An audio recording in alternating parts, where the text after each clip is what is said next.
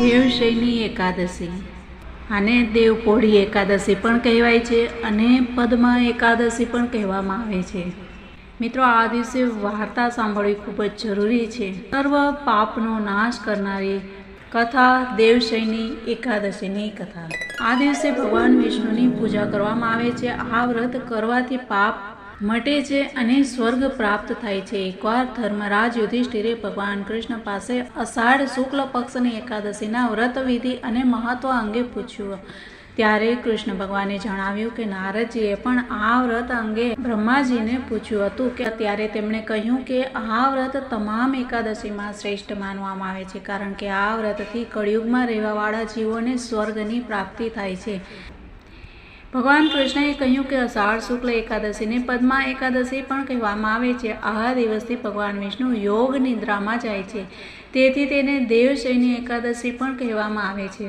દેવશયની એકાદશી વ્રતની કથા આ પ્રમાણે છે। સૂર્યવંશમાં એક મહાન પ્રતાપી અને સત્યવાદી રાજા માંધાતા હતા। તેઓ ચક્રવર્તી રાજા હતા। તેઓ પોતાના બાળકોની જેમ પોતાની પ્રજાની સેવા કરતા। બધા ખુશ હતા, પરંતુ એક વખત તેમના રાજ્યમાં સતત 3 વર્ષ સુધી વરસાદ ન પડ્યો, જેના કારણે ખોરાક ન હતો, દુષ્કાળ પડ્યો। અન્નની સાથે યજ્ઞ વગેરે બંધ થઈ ગયા। લોકો તેમના રાજા પાસે આવ્યા અને તેમને આ દુષ્કાળનો સામનો કરવા વિનંતી કરી, પરંતુ રાજા પણ વિવશ હતા। તેઓ પોતાની પ્રજાની સ્થિતિ જોઈ શકતા ન હતા। એક દિવસ તેઓ લશ્કર સાથે જંગલમાં ગયા। તેઓ અનેક ઋષિમુનિઓના આશ્રમોમાં ગયા। લાંબા સમય પછી તેઓ બ્રહ્મદેવના પુત્ર ઋષિ અંગિરાના આશ્રમમાં ગયા।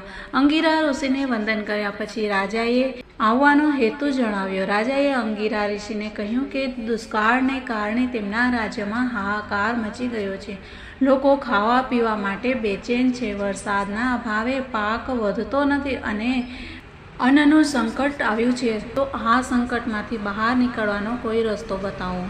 ત્યારે અંગિરા ઋષિએ કહ્યું કે હે રાજન, આ સંકટમાંથી બહાર નીકળવાનો શ્રેષ્ઠ માર્ગ એ છે કે અષાઢ શુક્લ એકાદશીના દિવસે એકાદશીનું વ્રત પદ્ધતિસર કરવું। તેના પુણ્ય પ્રભાવથી તમારા રાજ્યમાં વરસાદ થશે, જેના કારણે સમૃદ્ધિ આવશે, લોકો ખુશ થશે અને અન્ન સંકટનો અંત આવશે।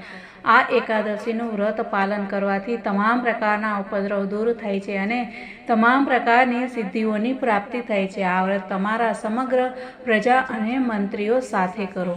રાજાએ અંગિરા ઋષિને પ્રણામ કર્યા અને પોતાના શહેરમાં પાછા ફર્યા।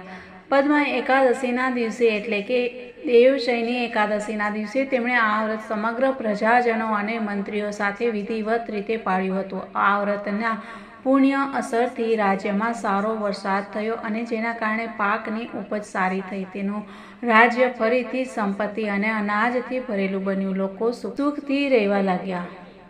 મિત્રો, આ વાર્તા અહીંયા પૂરી થાય છે અને જરૂરથી આ વાર્તા સાંભળો અને સર્વ પાપોને નાશ કરનારી આ એકાદશીની સર્વ લોકોને ખૂબ ખૂબ શુભકામના સાથે જય શ્રી કૃષ્ણ। રાધે રાધે। ભારત માતાની જય।